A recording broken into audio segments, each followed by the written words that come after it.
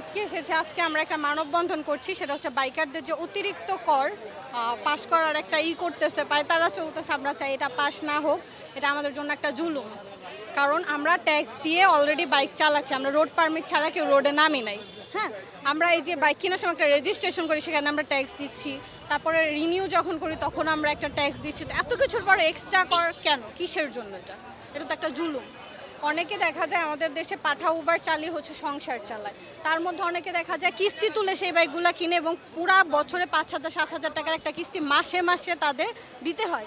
তো এখন যদি বছরে যেও আবার বাইক প্রতি 5-10 হাজার টাকা এরকম দিতে হয়, এটা জুলুম হয়ে গেল না? অনেকে তো 5-10 হাজার টাকা এই কিস্তির কারণে সেভিংসই করতে পারে না। তাহলে এটা তো আমাদের জন্য অবশ্যই জুলুম হয়ে গেল। ট্যাক্স দেওয়ার কি আর জায়গা নাই? অনেক বড় বড় কোম্পানিরা ট্যাক্স ফাঁকি দিচ্ছে, তা ওগুলো তো কোনো হুঁশই নাই। যত বড় বড় কোম্পানি তত ট্যাক্সেরই চাপ, মানে ফাঁকি দিয়ে তারা ওটা নাই করে দেয়, যে তাদের কোনো মাথা ব্যথাই নেই। সেখানে বাইকারদের উপর এটা কেন হলো? হঠাৎ করে তেলের ক্রাইসিস, দাম বাড়ার পর ক্রাইসিস শেষ, এইটার যৌক্তিকতা কি? আমরা তো তখন কোনো প্রতিবাদ করি নাই, কিন্তু এখন আবার অতিরিক্ত চাপ, এটা আমরা মানতে পারবো না। আমাদের বাইকারদের জন্য এটা আসলেই জুলুম। অনেকেই অফিস টফিস যাওয়ার জন্য হচ্ছে, মানে যাতায়াতের সুবিধার জন্য বাইক ইউজ করে। আমরা মেয়েরা যাতে বাসে ঢলাঢলি করে মানুষের সাথে না কোথাও যেতে হয়, সেফ থাকি, সেজন্য আমরা মেয়েরাও এখন বাইক চালাই। হ্যাঁ, তো এটা তো আমরা একটু যাতে সেভিংস হয়, আমাদের বেশি খরচ না হয়। কারণ অন্যান্য পরিবহন উঠলে কিন্তু আমাদের খরচটাও বেশি হয়। বাইকে একটু তেল ভরে আমরা আমাদের গন্তব্যে পৌঁছাই দিই, খুব সহজ একটা মাধ্যম।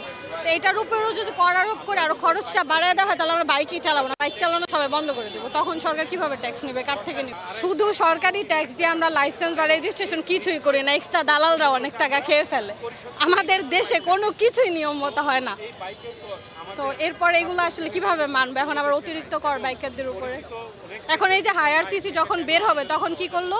350 সিসির উপরে হায়ার সিসি আসবে না বাংলাদেশে, এটাও বন্ধ করে দিচ্ছে। মানে সব কিছু বাইকারদের উপরে, যে আপনারা এটা করতে পারবেন না, সেটা করতে পারবেন না। এগুলো বাইকারদের সাথে কেন করা হয়? আমাদের দেশে অটো দিয়ে ভরা, তারা বলতেছে অটোকে ট্যাক্স দিবে, মানে অটো তাদেরকে ট্যাক্স দিবে, অটোকে পারমিট দিয়ে দিবে রোডে।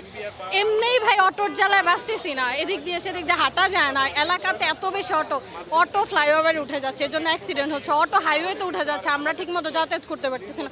অটোর থেকে ট্যাক্স নেওয়ার মানে কি? আপনারা তো অটো বন্ধ করবেন, আপনারা সেই ব্যবস্থা করবেন, সেটা না করে আপনি অটোকে পারমিট দিয়ে দিচ্ছেন রাস্তায় চলার, তখন তো তারা আরও মাথায় উঠা যাবে। এটাই তো আমরা মানতে পারতেছি না, যে কেন আমরা তো ট্যাক্স দিয়েই রোডে নামতেছি, আমাদের তো পারমিটটাই ওইখানে চলে গেছে। ইনফ্যাক্ট শোরুমে যখন একটা বাইক 1 লাখ টাকার আসে, আমরা ওটা 3 লাখ টাকা দেখিনি, মানে অনেক কিছু মিলিয়ে ঝিলিয়ে হচ্ছে। আর সেখানে কত টাকা যায়? 3 লাখ টাকা চলে যায় 1 লাখ টাকার বাইক কিনতে। হ্যাঁ, আমরা যেটা দেখতেছি, আমরা যেটা করতেছি, এত টাকার ট্যাক্সগুলো আসলে কোথায় যাচ্ছে? তাহলে এই ট্যাক্সগুলো কোথায় যাচ্ছে, এটা আমার সরকারের কাছে প্রশ্ন। এবং আমি আবারও বলতেছি, আপনারা যে কার্ড দিতেছেন, কিছুর থেকে কিছু এলে কার্ড, কৃষি কার্ড, এই কার্ড সেই কার্ড, ফ্যামিলি কার্ড, আমরা আসলে কোনো কার্ড চাই না। আমাদের লাইফে আমরা সচ্ছলতা চাই, আমরা চাই দ্রব্যমূল্যের দামটা কমে যাক, আমরা চাই একটা নিরাপদ সড়ক, যেখানে অটো থাকবে না, অটো মুক্ত একটা সড়ক, রিক্সা থাকুক। আগে যেরকম চলতো এলাকা ভিত্তিক একটা শান্তি ছিল, আমরা ওই শান্তিটা আবার ফিরেছে।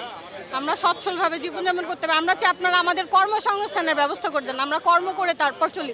কার্ড দিয়ে আমরা কি করবো? 2,000-2,500 টাকার কার্ড দিয়ে কি আমাদের সংসার চলবে? এটা দিয়ে তো চলে না। আমরা তো এগুলো নিয়ে কখনোই প্রতিবাদ করি না, আমাদের কথা ঠিক আছে, চলতেছে চলুক, এগুলোর জন্য আমরা বাড়তি কথা বলার তো দরকার না। কিন্তু এখন যেটা করছে অতিরিক্ত, এটা তো বেশি হয়ে গেছে।